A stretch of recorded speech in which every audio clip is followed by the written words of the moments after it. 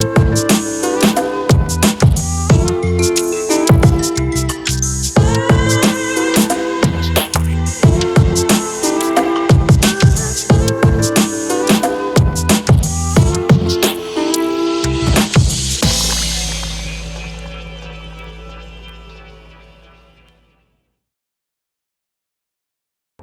name is Amanda. I know Manny through friends. He was from a different school, but I think when we started getting to know each other, he was actually not in school. We ventured out into the group and we just started hanging out with ourselves. And it seemed like he really didn't care about school nor his future. He was just really focused on things that he liked. My name is Rochelle. I'm Emmanuel's sister.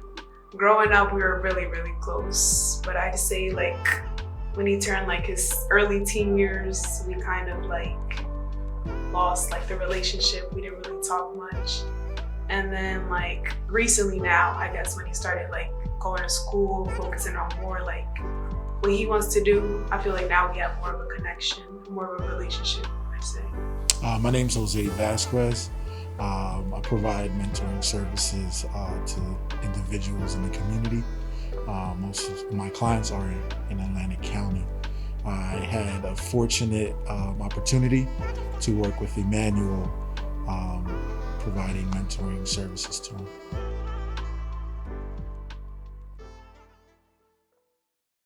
It started in like high school. I mean, not just high school. It was ever since like elementary. I always felt like school wasn't for me, and I never really wanted to go to school. I would skip school since like elementary. My mom would go to work and I would walk to school, so I wouldn't actually walk to school. I would wait till she went to work and I just go back home. And middle school was alright. I actually went to school, but like it was just because I had a lot of friends. I would just go to school just to hang with my friends. So once I got to high school, that's when I just wanted to do online schooling, but my mom wouldn't let me. So yeah, that's when I started getting into trouble. It didn't get serious until when he got on house arrest, where things got really serious. And I came over his house and, I sat down with his mom and told him, he's gonna do better. He's gonna have to, or I can't be around. So the night I went to his room, I just told him like what was going on, like what's making you do the stuff you're doing. Like, is it like the effect that are growing up without a dad and stuff? Like, is it affecting you? Or like, what's going on? He didn't respond to me at first because he's like somebody that doesn't like to show emotion at all. So I'm just like, all right, I might just have to leave because he's not gonna talk to me. So I was like, I'm gonna sit there and I'm gonna wait till he talks to me. So then he got it out, and then he was like, it's just hard to see like families, like they like celebrate Christmas or like together, or like teenagers when they grow up, like they don't have to buy the first cars, their parents give it to them. Basically like just comparing our lives to like other people's lives. And I just told him like, what we go through, what we went through, it's gonna be part of our story when we do like reach success. Well, the important piece was that he didn't want to be at the regular educational high school setting. So then you have to find, we tried to find a program that would be more fitting. So some of it consists of going away and some consists of being more local.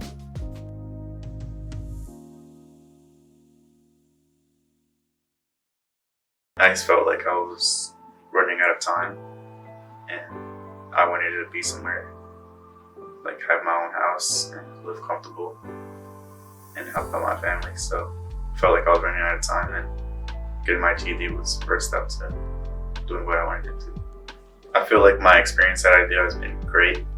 I feel like everyone here was kind ever since I got to IDEA, and I feel like everyone was also really helpful. Every time I felt like I needed something, any help, I feel like I could just come here and get the help I needed. Right after getting my high school diploma, probably a couple of weeks after, or like 2 weeks, 1 week, I enrolled into a trade school, and I'm now studying electrical.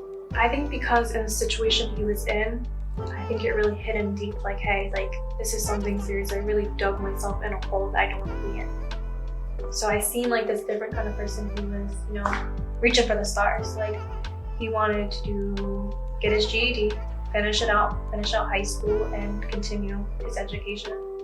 I can't believe he finished in like a month and a half. Like, knowing myself, I can never finish in that time frame. It would take me more than 6 months to finish. I just get like happy because I see that he's like clear, like where he's like, I know what I want to do. This is what I'm gonna do.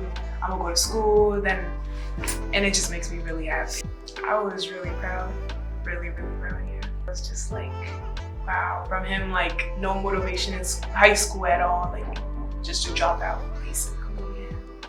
Getting always in trouble with the law, and now he tells me that, and in a short amount of time. And I don't know, like, it just really made me proud. Well, I was very proud of him.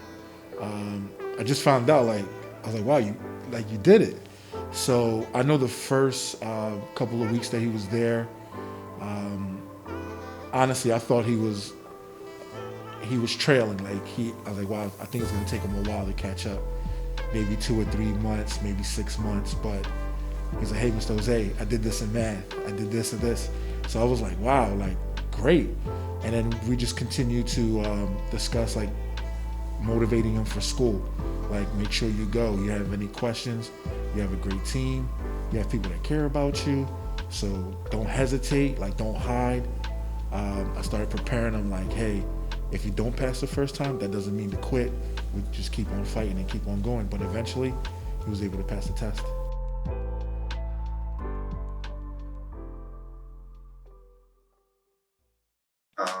Definitely Mr. Brandon, my GED teacher.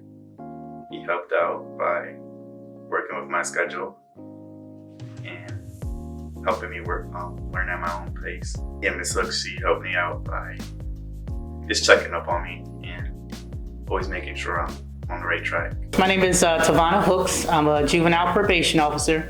I've been a juvenile probation officer for 20 years. When you think about probation, sometimes you think about, you know, somebody breaking the law or somebody doing something wrong. It may start out like that, but things accumulate over time and it happens for a reason. And if there are certain things that are not being met at home or in the community, then, you know, there's a break sometimes. And sometimes that break can happen and somebody makes the wrong decision, and hence you wind up before myself after you come before a judge. And in this case, there was a need for education. In this case, there was a need for employment. But besides there being a need, there was a want and a will, and there was a program out there to help the young man, and that was the IDEAL program. I think, honestly, in my 20 years and my limited amount of time of dealing with IDEAL, this is the first time I've had someone complete. This is the first time I've had someone complete in a short period of time. This is the first time I've had someone complete in a short period of time and move on to the next phase, which is Pennco Tech, in addition to finding and obtaining employment. My advice to anybody trying to get their high school diploma is to not wait till tomorrow, when there's a lot of opportunities around them right now. And it's not as hard as it seems. Once you actually step your foot in the door, time just flies. Next thing you know, you already have your GED. You're on to the next step.